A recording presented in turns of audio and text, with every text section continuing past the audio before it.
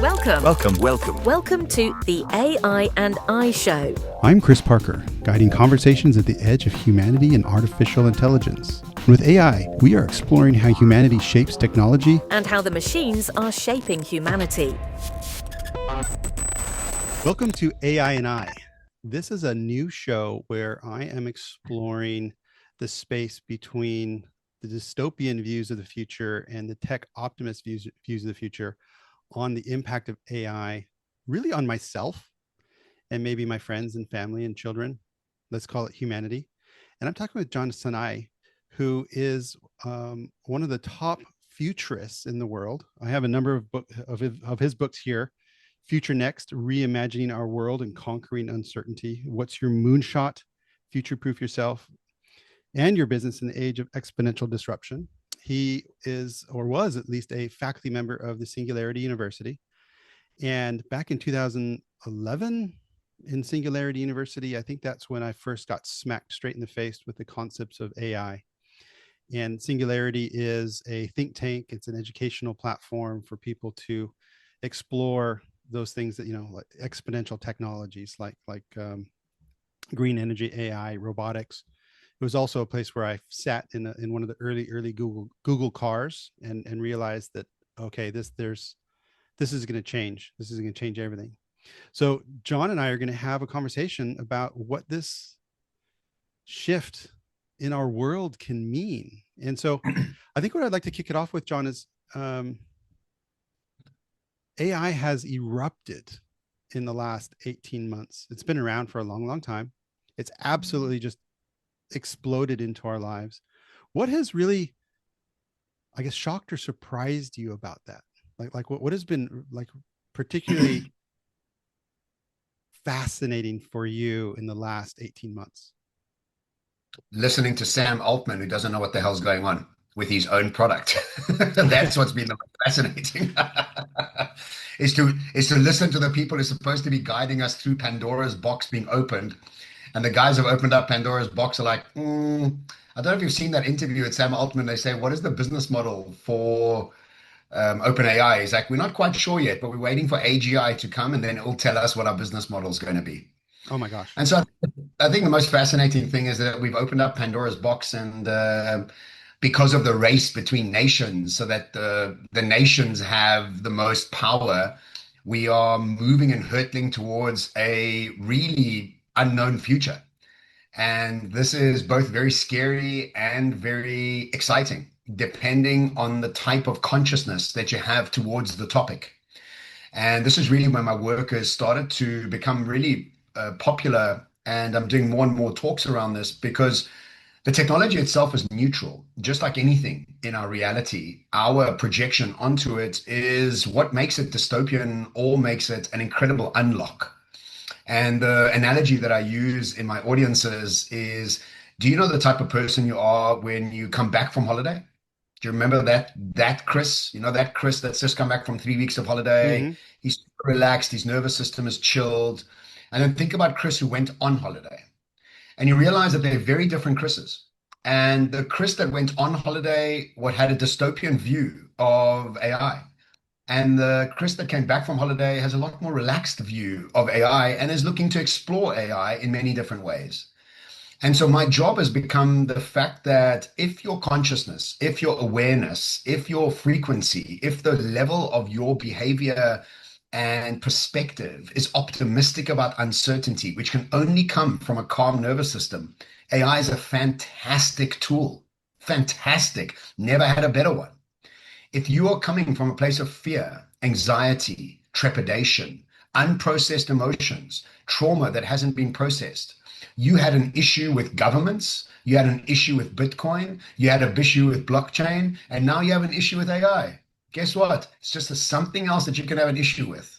So for me, it's just the type of frequency and evolution of humanness that you have within you that determines what AI will do with you.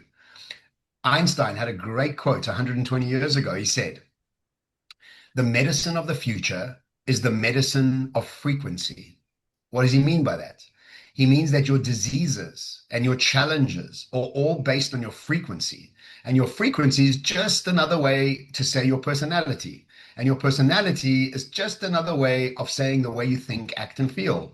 And if neuroscience is proving to us that we have 90% of the same thoughts as we did yesterday, because our brains have been trained to be familiarity machines, we are now stuck in a loop and then want to go on a dystopian, like, I don't know, warning people. But actually, all you're doing is regurgitating your own fear, projected into the world, and now you think everybody else is in the same boat as you. I watch keynote speakers at events that are totally fearful of AI, and I'm watching them, and they are totally fearful of all other things as well. It's just not AI. It's just they're projecting that fear onto AI as well. So yes, is it scary? Absolutely. Is it going to rock the foundations of everything we know? Thank God it is.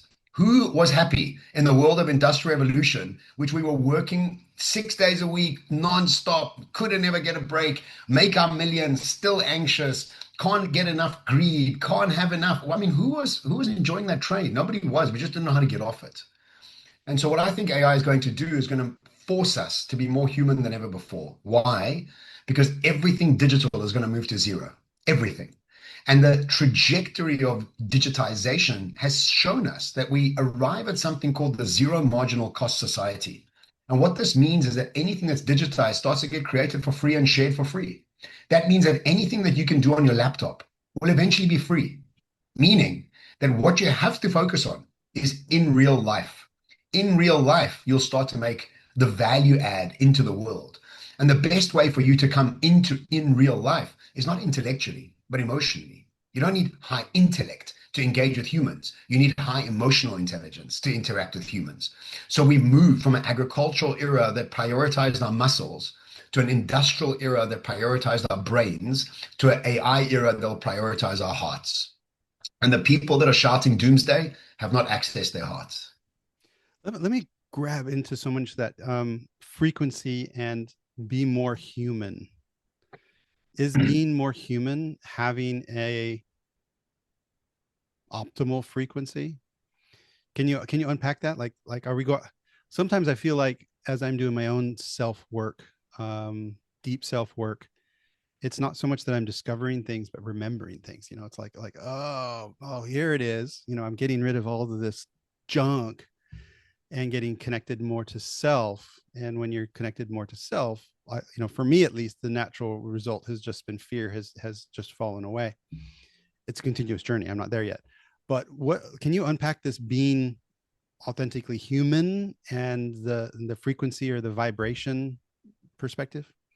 So I think a lot of the times what we do when the word frequency or vibration comes into a conference hall, into a corporate environment, people glaze over, right? And they're like, no, this is woo-woo stuff. Mm-hmm. And so let's just understand what the neuroscience means. You cannot solve a problem from the same level of awareness that created it. The medicine of the future is the medicine of frequency. Awareness, frequency, personality, all the same thing. They're all exactly the same thing. So let's focus away from the woo-woo words and just focus on personality, because we all have a personality and you can't call personality a woo-woo. Then you have to dive deep into what is personality. Personality is made up of how you think, act, and feel.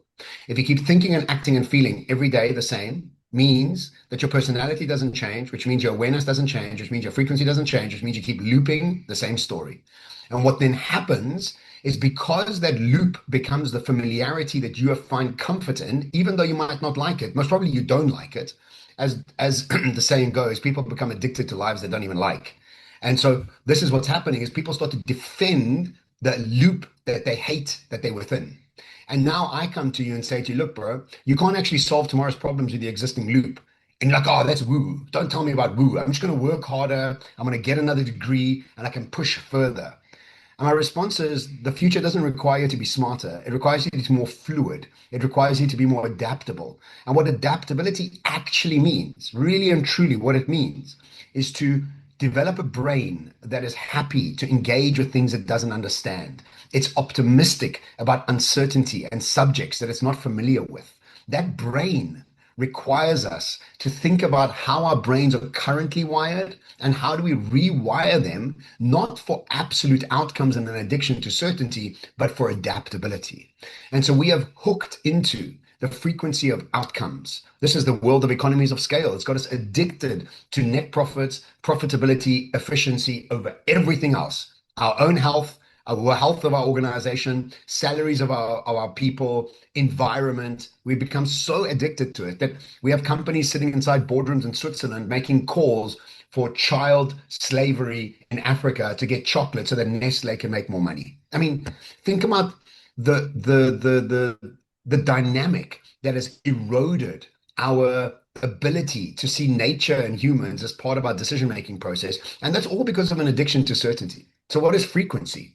Frequency is this ability to be adaptable. And when you start to become adaptable, what starts to happen naturally is your frequency starts to rise.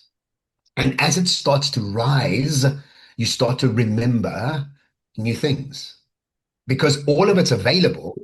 You just start to remember them from a higher level of frequency. Mm. And people that have got diseases, when they change frequency, the diseases fall away. This is Einstein's work. This is not woo-woo shmoo. This is Einstein who gave us so much science. But because we don't understand it or have made woo-woo ideas sort of like derogatory, we don't want to engage with it because it's very difficult for us to let go of our identity to start to develop a new identity, which is actually exactly what this is asking us to do. Is the identity we developed through based on intelligence and in a career has to elevate, has to disintegrate for us to start connecting with our own genius, our own fascination, and allowing that to become the frequency to move us into the future. Because remember, the currency of the future is not fitting into the system. The system itself is starting to implode. The currency of the future is your uniqueness and your genius. That starts to lead you towards how you can add value to the world.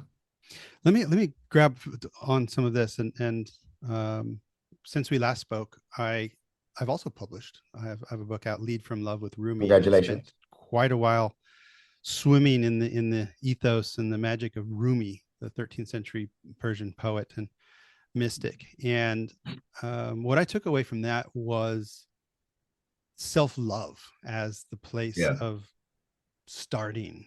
And there's a lot of embracing the mystical, the unknown, the unexpected, and from a place of self-appreciation, love, which gives you safety. Then it's creates I guess the possibility to have that almost childlike curiosity of like, oh, what's gonna happen next? Is this what you're talking about? Is this the childlike? Because I absolutely believe like I play volleyball still, even though I'm 53, and it's so amazing. You get a group of humans in a space, you throw a ball on the ground, and they will play. I think it was like we are just programmed to play, and I just absolutely love it. So my wish is, AI creates the space where we can play again. But of course it will. Yeah, of course it will. But Chris, it will for you. And for people out there that think dystopian coming, guess what? Reality is so kind to us. It says yes to everything we want. It's it is good at dystopian. Yes, there we go. Now move towards North Korea, and now you're going to get caught up in a prison camp. And yes, dystopia. I told you it was going to be dystopia. So yes, of course, these are the magics of what we are realizing about the world around us. This idea of loving yourself, again, a very woo-woo idea that and look, I work with executives, so I've got to be very careful with the words I use because I don't want a glazed over executive team at PwC looking at me thinking I'm speaking, some spiritual term. But the truth is if you don't love yourself, you're a miserable git. Because if you're fighting with yourself inside yourself continuously, guess what you're doing with the rest of the world as well? And I myself, and like the rest of us, have continuously had this internal dialogue of judgment, of not being good enough, of thinking other people don't like us and putting our own voice into their voice and then projecting it back to us. There's been so many nuanced ways for us to prove to the world that the world doesn't like us within ourselves, right? And so what I did is I learned a few different modalities and I put them together, and it's called the Happy Mayor game. And this is a game that helps you have a more peaceful internal dialogue. And it's based on if you're the mayor of your city and you want to keep your mayorship, the thing you have to do is make sure you have peace between all your citizens. And if you have peace between all your citizens, your mayorship is safe and secure, and everybody's happy. You have a peaceful city. And so, who are your citizens? Your citizens are the characters that you've developed between 6 and 15 years old to protect yourself when your emotional body wasn't as strong as it is now. And these characters are still wide awake and alive. And every time something new arrives, they get very riled up and they arrive now to want to defend you. And what I've realized through this game, the thing to do is when one of these characters show up is to name it. And for example, I have Marty the Martyr, and Marty the Martyr likes to feel like a victim. And when he feels like a victim, and I say he, because the minute I start feeling like a victim, and it's become so much less now, but Marty the Marty had a very, very loud voice inside my head. And the minute you name Marty, you disassociate from the emotion. You realize it's not you, it's an emotion. And then what you do is you remind Marty that you're a 50-year-old man and you don't need this type of protection anymore. And you're so appreciative of Marty coming. And you get Marty to sit on your lap because he's a version of you at 6 years old, 8 years old. And then you love Marty. You just love Marty, you hold Marty. And guess what happens? Marty dissolves into you eventually. And Marty's gone. And Marty's sting is gone. Now, I can tell you, I have dozens of characters. I have Shaky Sherwin, who's a scared guy. I have Courtney, who takes myself to jail, to court. I have Grizzly, the judgerer of the world. And so every time these characters show up, and they're becoming less and less, because once you listen to them, allow them to think and voice themselves, remind them that you have got this all sorted, all of a sudden your internal dialogue becomes very peaceful because none of these characters think they need to come and defend you. And so now you start to think about AI in this format, Chris, and tell me what you think. You're like, yes, man, let's go play. Yeah, well, let's Let's go. go. Well, I mean, what I'm hearing is almost timeless, and this is what I adore about the conversation. These aren't new fangled, techniques. This is actually going back to the essence of humanity, meaning yes, we all have our parts in ourselves, and those parts are there to protect us, and that's their job, of course. Was their job, Well, yeah, not present tense. their job. Well, that Well, is their job, but it's just no longer appropriate. They're working in the wrong shop. Like yeah, no, but they're not even needed. yeah, No, their skill sets are from yeah. 20, 30, 40 years ago. Yeah. And again, that's coming down to that inner peace, that inner calm, which then creates a space for that playful curiosity. Which then makes time a tool to have lots of fun with. It's Yeah, yeah, internal dialogue that's at war. AI is another thing to be at war at.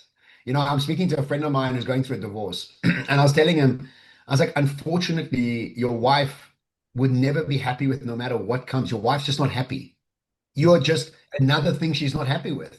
It's okay. It's like you can't fix it. She has to fix it. And so this is the exact same thing. We are now using war, and I see a lot of people be doing this. They use war to voice their own unsolved trauma. Vegans voice their unresolved sadness and anger in scolding people that eat meat. yeah. People that are pro-Palestine are doing that. Pro-Israel are doing. They're just using all these tools around us because they're fictitious tools to process and to shout out our own emotions. And guess what? AI is just the next one. Well, I think we all have our traumas, and one of the things I believe deeply is and I discovered it again in the work with Rumi, that what you give your attention to grows, and Exactly. what you give your energy to is what you Exactly. become.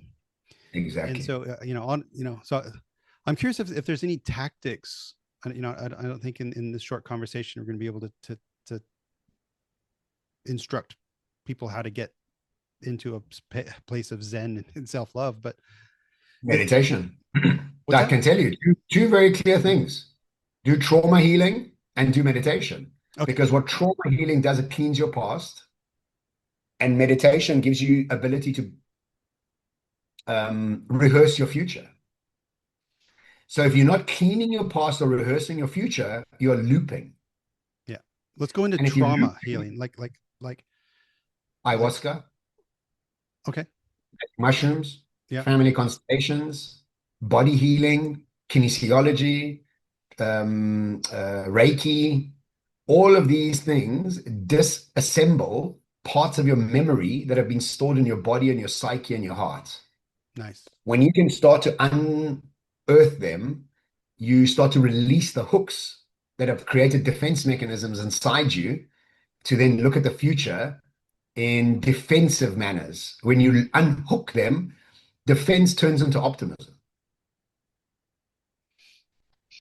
Yeah, I think I've been down all those paths, and would generally I've not done ayahuasca yet. It's on the list. Um, how does that help? Because what I've heard with ayahuasca is that sort of like connects you to the universe. What how, in your words, if you're open to talking about it, like how has a psychedelic like that helped you on your journey? Well, it takes you out of your current awareness. It changes your awareness, right? And you get an opportunity to look at your life from an objective point of view with the guide of Mother Ayahuasca. Hmm. And what she shows you is that many, if not all, of your memories are false. Yeah. And they are just rubbish stories that you have dramatized over the years. Your dad might have slapped you once, but now that it's been 10 years, no, he beat me, and it was even more dramatic than I ever made it. And so now my anger is very fueled by this deliberate subjective story that I've magnified. And what she does is she shows you that your memory is false. It's actually not serving you. And what happens when she shows you that, because you're in an altered state and you're in this very like theta brain state, half awake, half asleep dream state, your subject is totally focused on the blueprint of your psyche. You're accessing your subconscious patterning. And when the minute you see that, the second you see that, you purge. And the reason you're purging is that your body's cellular structure has been built on that memory. And now that you become clear that that memory is false, you have to let go of that cellular structure makeup. And you'll hurl and purge. And the next morning you'll look in the bucket, there's nothing in it. Hmm. So it's just emotions. Wow. And so it's really just about a fast track to finding cleansing methodologies about your past. And many of the times you don't even know that many of your psyche stories and your personality are based on deep, deep falsehoods. And she helps you unwind them. And let's turn the page to meditation. My own work. Um, I've been to Dr. Joe Dispenza week-long retreats a number of times, and those are pretty. They can be quite psychedelic in themselves, even though there's no actual chemicals involved. Because as they state there, is through these deep, intensive, sometimes 5 hour long meditation moments, in the middle of the night, when your brain is in the right mode, and also walking meditations is, yeah, I wouldn't call it so sort of out of body, but there was a combination of release of junk, of fear, of ridiculousness. Looking back, you're just like what um and then connecting into that future, and it's um and through that work, that I think that's what probably has made me the most comfortable with just pure ambiguity as well. It's like, because what is the future? you know you know you said, people are locked in these worlds of certainty, but nothing is certain. I think that is a lie. Because when people say, "Oh, I've got this job security," like, no, you don't. you've got you've got a paycheck next month, and you have no idea what's going to happen beyond that. So manage yourself accordingly. So let me throw it back to you on meditation. What does meditation mean to you? Elizabeth Gilbert from Eat, Pray, Love, she Yeah, said, "Oh, darling, you never had control. You just had anxiousness." yeah. And so that's what it is. It's a false sense of control. And because you worried about it, a false sense of control is created because you're worrying. Think about Middle Eastern moms and Jewish moms. They worry about their kids, and they think if they're not worrying about their kids, they're not being good mothers.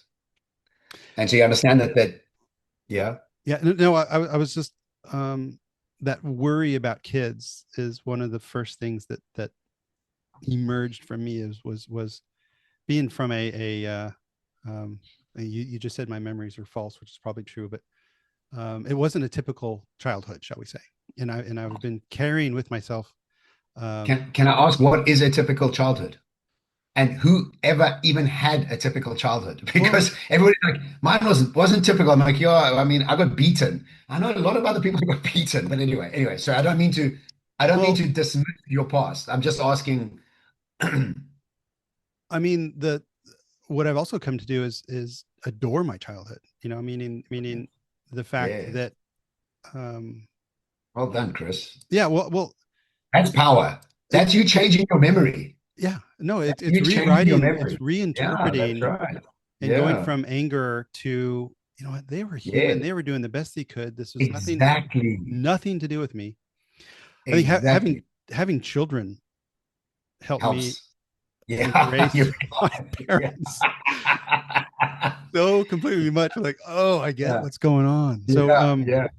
going back So to let me just stop there. yeah, go ahead. Dr. Joe, I've been to 14 events, Whoa, yeah. and I'm on my way to my next one, the 10-day in Cancun, the 10-day AFU, the first 10-day AFU, Yeah. the advanced follow-up. I was at the last 10-day in December as well. Um, what I love about Dr. Joe is, and he doesn't call them that, but I call them that, is they are active meditations. Yeah. They're not mindfulness meditations. And mindfulness might be the first 20 or 30% of the meditation, but the rest and the 70% of the meditation is actively thinking about something that you want to create in your brain patterning, which is rehearsing your future. And so for me, Dr. Joe doesn't really talk about healing your past. And he even thinks that healing your past is quite a rubbish thing because if you just rewire your brain, your past kind of fades away anyway. Yeah. But I think the combination for me has worked really well. But exactly like Dr. Joe does, I've created a range of meditations I called rapid rehearsal. And they're 15-minute active meditations for people with ADHD. And I've Mm. themed them into things we want in our lives. And the first one is called $10 million. And it was really brought about by a friend of mine talking about him going to a meeting that he was feeling a little bit anxious about. And I said to him, I said, what would it feel like if you're walking into this meeting with $10 million? And he totally relaxed his body. I said, okay, what is that emotions that you're feeling Mm. now that you're super relaxed? And we came to the conclusion that there's 5 emotions you would feel if you had $10 million. Victory, safety, freedom, gratitude, and confidence. Now, if you rehearse those 5 emotions every morning, every afternoon, and every dinner, guess what's going to happen to you? You have rehearsed yourself into having that level of access and abundance. The next one's called a kiss on the shoulder, which is about how do you develop a relationship that has your partner kiss you on the shoulder for no reason whatsoever. And the next one's called living in an athlete's body. Is what does it feel like to be an athlete? And I'll start creating these, and I want them to be 15-minute rapid rehearsals into your future self, but with a very different angle to Dr. Joe. I'm a Dr. Joe fanboy inside out. And I think that there's a bridge between my corporate clients and Dr. Joe, and I'm playing that bridge. I'm trying to create that corporate idea to release it, dissolve it, to start to access a type of consciousness that allows them to solve new problems. But I dare not use the word consciousness. I use lateral creativity. I dare not use connected to self. I call it connected to your most innovative Why do you version of your genius. why do you dare not with these terms? What is the Because corporates are allergic yeah. to any of these woo-woo woke ideas. And I wrote a chapter called The Future of Food Will Never Be Determined by Angry Vegans. And what you got to realize is that vegans have got it wrong. Angry vegans have got it wrong. I used to be a vegan. I used to be an angry vegan. And if I was really worried about animals, I would inspire you to change and I would invest all my money in lab grown meat. Because what I want to do is I want to inspire you to see something new and I want to give you a convenient option as quickly as possible. But no, no, no. I'm going to be angry and scold you, which means that I'm not really worried about animals. I'm much more worried about expressing my emotions. So when I go in front of corporates, what am I trying to do? Am I trying to express myself or am I trying to change behavior? I'm trying to change behavior. So what I've got to do is I've got to ambush you without you realizing what I'm doing to Mm. you. By the time you realize that you've agreed to everything I've said, now you've agreed that you need to be more conscious. I just call that lateral creativity. Love it. I took a little different path, and I reflected often on this, like lead from love. And it's a leadership book. It's not for everyone. And I agree with you. Sometimes it's very off-putting for some people. However, there's other people that are maybe closer to the topic. They're like, well, what do you mean by that then? And for me, this is where the invitation starts. So grabbing this back to the concept of AI, what I love about this is we spoke so little about technology, and for me, that is it. I think this is the truth of this isn't about the tech. This isn't about, Sam Altman, whatever he's doing, and these big names that are espousing stuff that they have no idea, because what is the future anyways?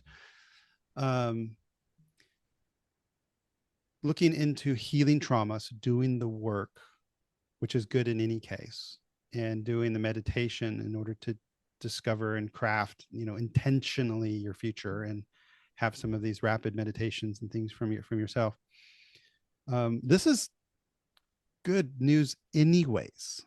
And if you're doing this work and you're walking in life through life in your power, in your positive self, going back to the frequency and the vibration, if you're optimizing and raising your frequency, and therefore I think attracting other people near you that are of the similar frequency, because sometimes when I'm really vibing high, it's like I was like, what?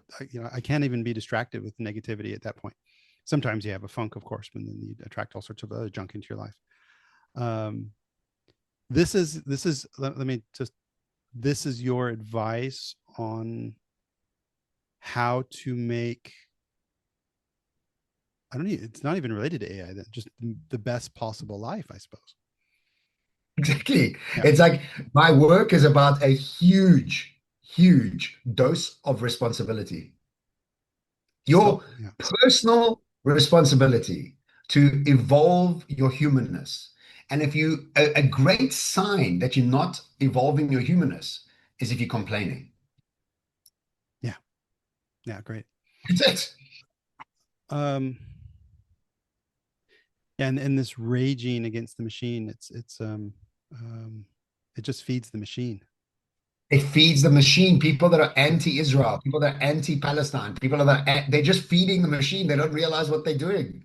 When you share all your social media posts about the terror that's going on there, you're feeding the terror. You're not solving the solution. You're not Yeah. bringing a solution. So I had this discussion with my ex-girlfriend, and she was very, very fiercely angry with Israel about Palestine. And I said, I get it. I agree. It's not cool what they're doing. But by your every Instagram post being about the war, you're not actually bringing a solution to my table. You're sharing your anger.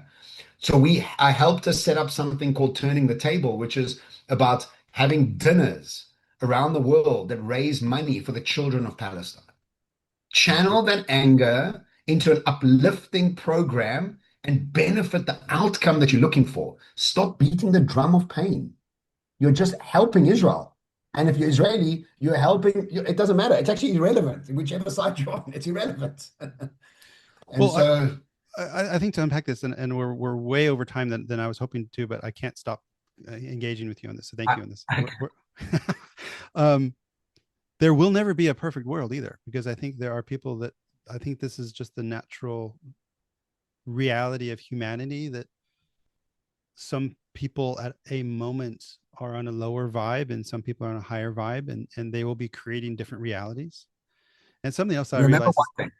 yeah, go. Always remember that the future is a plural word. It's futures. There's not what is the future. Yeah. What are the futures that I can access? Unpack it further.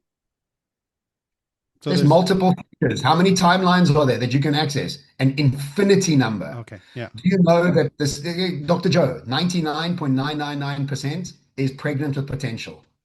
Where are you accessing your focus and energy? And guess what? If you don't meditate, you don't have the power to focus your energy. Because that's what meditation, all meditation is doing, is helping you channel your life-given energy. And what I tell my audience is, if you can't stop thinking about a problem that you have, you are obese in your thinking process. You're unfit in your thinking process. You can start to focus on what you want to focus on. Now you have fitness. And when you have fitness, you can start to direct your life force. Otherwise, you can't. Otherwise, you're playing a fool's game. Wow. I was going to a slightly different direction, meaning something's happened, right? Okay, okay, we have this book in front of us, and the different futures are. Somebody could look at this and say, "Well, this is absolute rubbish. What's your moonshot? What's a moonshot, anyways? Okay, what who's this jerk? But the book is still real." Or someone could see this and say, "Oh, that's interesting. What is a moonshot? There's a moon on it. It's a lovely yellow," and embrace it. So I think there's the futures. There's infinite futures for me and you to create, and everybody. Yeah, everybody. And I think there's also an infinite futures in just having a perspective on reality, because there is a war here and there's a war there. And how are you emotionally engaging in that in a positive way and not feeding the machine? So, John, if people want to welcome you into their space, into their corporate space, and they want to have a confronting, authentic, positive, maybe less woo conversation than this, because I think we were a bit authentic here, which I love. They can go to johnsanei.com. And I got, I guess, two questions for you. What in this space, and you've written a number of books, perhaps the book "Who Do We Become" would that be the best place for someone to start to snack on this, to take your insights, or would you recommend they go a different direction? To be honest with you, out of all the books, it really depends which one calls you. Yeah. They've all been written for different reasons. So who do we become is a very valid question. It's not about the future. It's who are you becoming through the process of transformation. I have a new book coming out called Future Memories. Is really about developing your life based on where you're going rather than where you've been. And so you sit in that dichotomy, most of us are just repeating where we've been. We're not actually focused on where we're going. And so it really depends. Wherever you want to pop in, any one of those books, my podcast, The Expansive, or book me for a keynote or a masterclass, all of it's really based on how do we simplify the future, elevate our awareness, and restructure our organizations and our thinking. All of it, no matter at what touch point you access me. Yeah, perfect. And those mini meditations, are those available on the website? Yes, they're all on the website under meditations. You can download for free $10 million and the bridge. There's two different types of meditations. And then the new ones are all starting to get uploaded now over the next sort of couple of weeks. Outstanding. John Sanei, thank you so much. I'm navigating, and I have to admit, with some uncertainty and confusion, because my world as a tech leader is just collapsing. It's just collapsing under this AI stuff. And I see there's so much potential and beauty and creativity and opportunity for humanness. And this is why I've created this new platform, really just to snack, eat, share, and explore. So John Sanei, you can find him at johnsanei.com. Thank you so much, John. This is awesome. My pleasure, Chris. Ciao, until next time. Please subscribe to the podcast and share the episodes. And visit ebillion.com for help infusing AI into your business while improving the lives of the people who work there.